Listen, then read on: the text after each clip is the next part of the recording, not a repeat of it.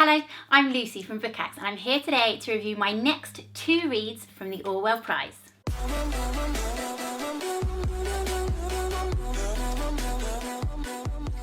Hello, welcome back to our channel. If this is your first time joining us, lovely to meet you. Please do say hello in the comments. Tell us what you're reading, tell us whether you like it, and also consider subscribing because all this month I am reading my way through the Orwell Prize long list for fiction, the fiction long list.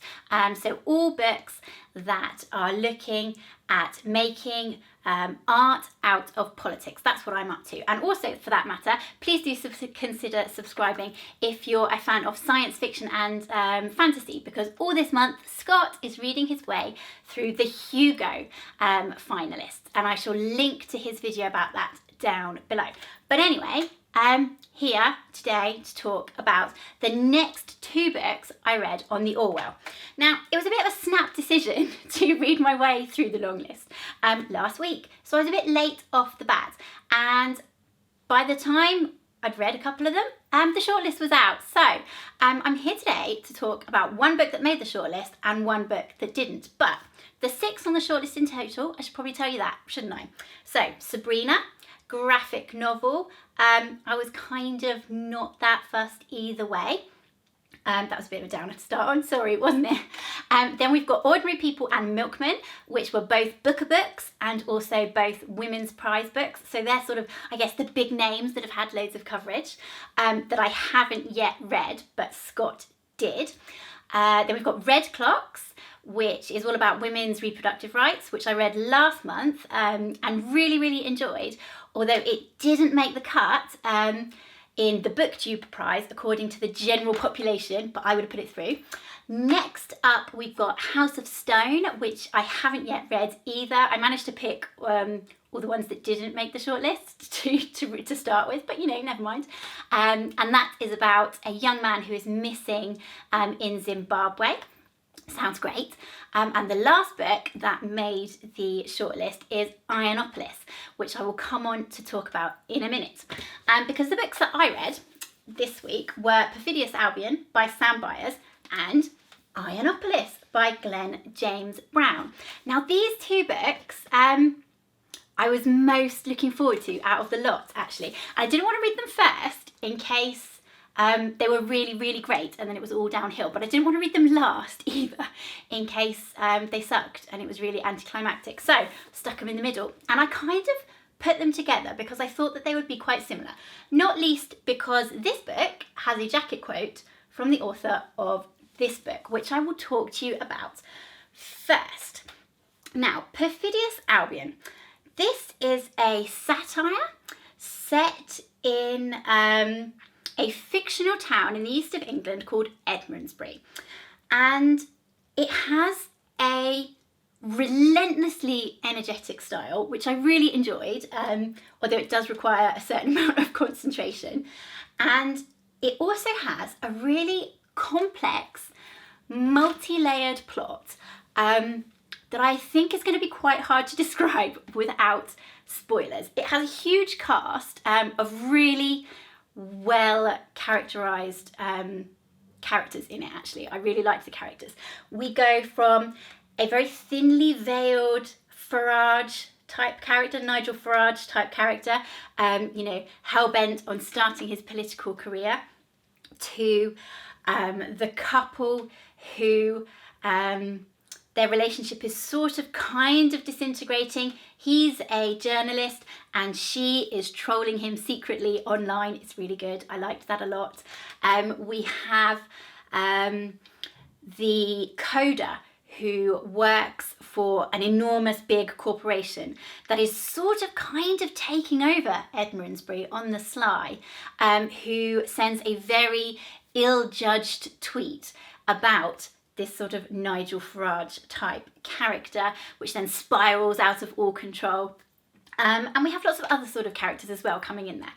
And all their lives intertwine in a really intricate, thoughtful, clever way, which I'm really cautious about describing any more of in case I blow it. One thing I think I can say actually is that descending on Edmondsbury at the sort of start of this novel is this group of people who call themselves the Griefers, who, initially appear to be kind of sort of maybe a bit of a terrorist organisation. But rather than heading, down explicitly violent means, they are threatening to reveal people's online behaviour to the wider world. And actually, that is sort of the central crux of this novel, which pitches itself, or is pitched by the press and the publishers, as sort of a post-Brexit novel. But I really don't think that does it justice. If Brexit was even mentioned in this novel, I really don't think it was. I missed it. And actually what it's really about is power, the nature of power. So how much of it big corporations are encroaching on our daily lives, and how identities are being challenged by these big corporations and by the rise of big data, and also by social media and this blurring of our online personas and our real life personas, I guess, as it were. And how actually that blurring challenges our morality in lots of cases. And, the crux really of who we are and who we want to be. And it is fabulously satirised in that way. In many ways, it is quite ridiculous, but it's also kind of terrifying, because it's not quite ridiculous enough that it isn't plausible. It's like pushing the boundaries of, what might possibly just become, if we let our guard down and we let, ourselves be swept along by what are perceived as benefits, regardless of, what we have to sacrifice along the way to get there. And I think that sort of balance between ridiculous and terrifying, is what the best satire does really, really well. And this, totally does deliver on that. It showed a Britain that I absolutely recognised, that I recognised in the details, particularly of people's attitudes and how they responded to situations. Obviously, pushed to the extreme and satirised to the extreme, but actually it was the details that I recognised. And also, this sort of vein of humanity and compassion that does run through a lot of the characters, which was really sort of satisfying to me. Particularly, I think there's a guy called Jeff, a taxi driver, who checks up on Dawkins, who is this old man, in practically the last resident in a tower block waiting to be demolished, and clinging on for dear life. And it's sort of those touching details that actually sort of elevated it for me. The other thing that I really, really enjoyed was the dialogue. It is so fast and funny and smart, and it's kind of got this like repetitive tick to the way that people talk, which reminded me of the ultimate satire novel, Catch-22. And I liked that because I also felt that there was something a little bit Catch-22 about the dilemmas that were being presented to the reader, in terms of how much information you give away to these big tech companies, how much you are yourself on social media, because really in so many cases you're damned if you do and you're damned if you don't. And that is sort of what the characters are so often coming up against in this novel. So that felt like a deliberate touch to me and something that I really enjoyed. If there was some weaknesses to the novel, it was perhaps, I think, that Byers was taking on so many issues that it at times lost a little bit of focus for me. I think maybe the focus on it's not really fair, because the focus is so enormous and everything's so interlinked, but maybe it would have had a little bit more punch in certain places if he'd picked a more specific target and got his arrow on that, rather than try to take in absolutely everything.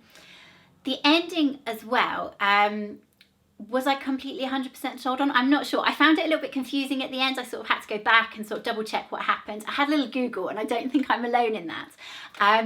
But at the same time, I think it doesn't always have to be crystal clear. There's a little bit of ambiguity that's good at the end of the novels. So, you know, overall, I think that this was a really, really enjoyable read. And really, yeah, it's just fun, but it's smart, and it's one I really liked. Oh, worth saying too, I've seen it likened in lots of places to Black Mirror, which I totally haven't seen, but you know, pretty much everyone else in the entire world seems to have seen. So if that's up your street, you might like this book too. Right, next up, I'm going to talk about Ironopolis by Glen James Brown, which, how do I start talking about this book? Probably how I felt. I absolutely loved this book. This book was brilliant. This book was so good. I had never heard of it before. And when I finished reading it, I had a little Google round, and it doesn't seem to be one that has had like loads of press, loads of reviews. And I'm like, why? Everyone should have read this book. Really, really enjoyable.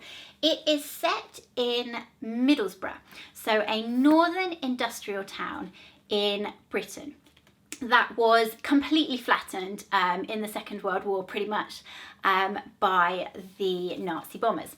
So we join the Burns housing estate, which the locals sort of affectionately call Ironopolis, at the end of the Second World War, pretty much, when it's newly built, and it's full of, you know, promise and hopes, and it's going to be the future. It replaced the shattered Victorian terraces.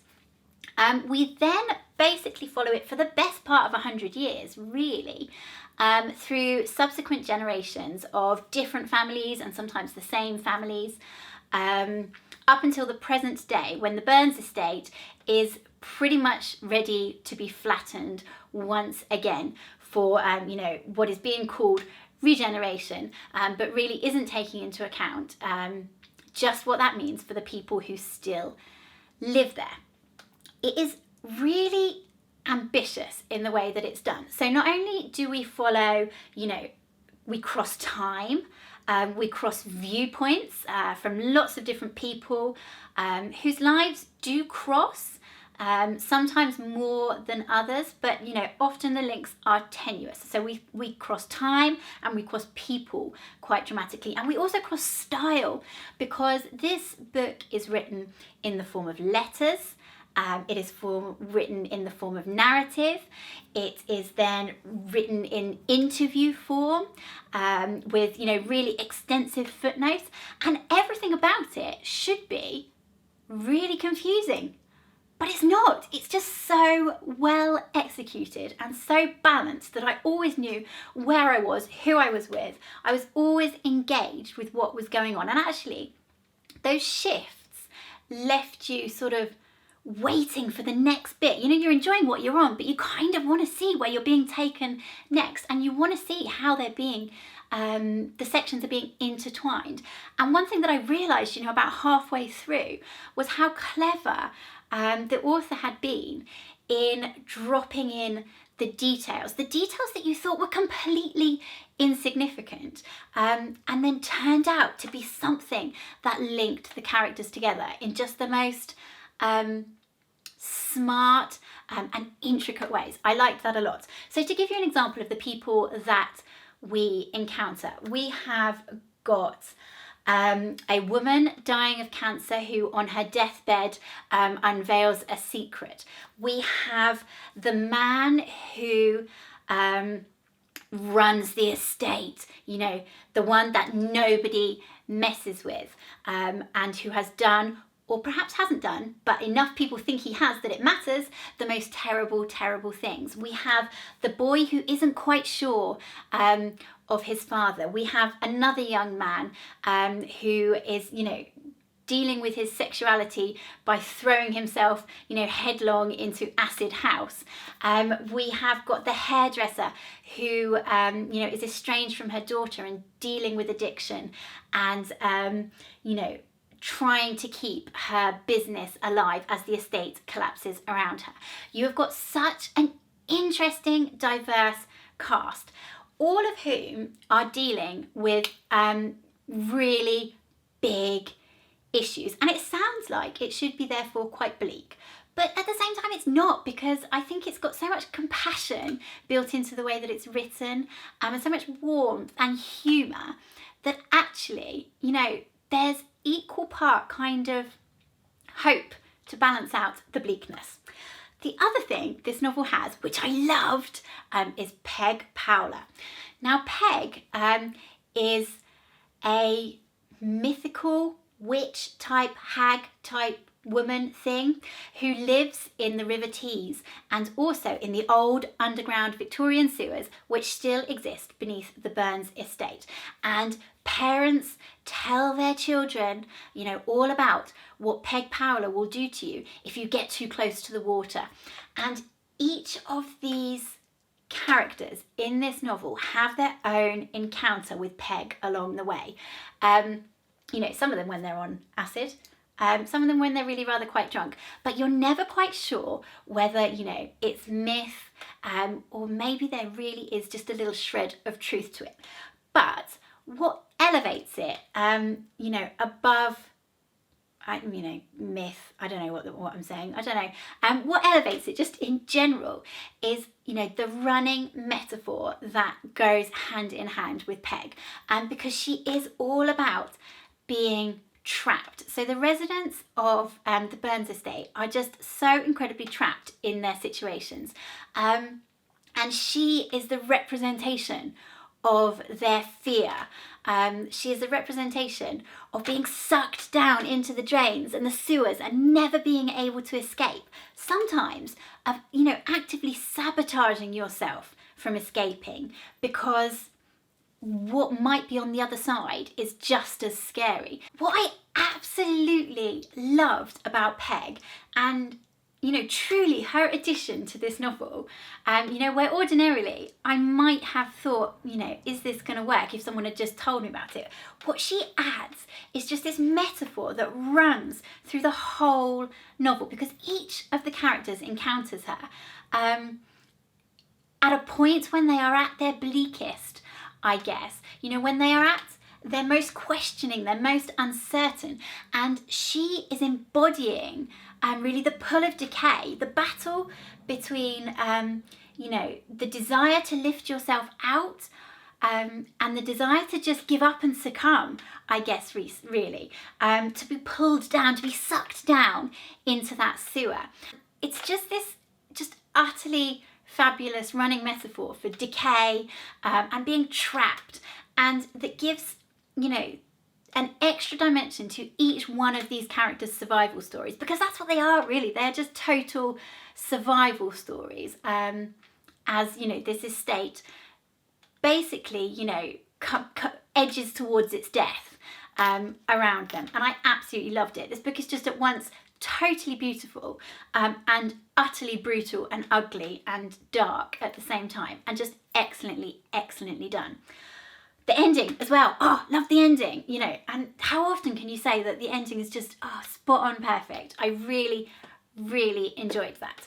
If I had a little niggle at the back of my mind whilst I was reading it, because I do try to, you know, sort of pull out some strengths and some weaknesses in everything I do, everything I review, give it just a little bit of balance. I did have like a tiny niggle as I was reading it about representation of working class communities, because actually that's what this book is doing. It is telling you about what it is to be working class in Britain, what it is to live in a declining, forgotten community.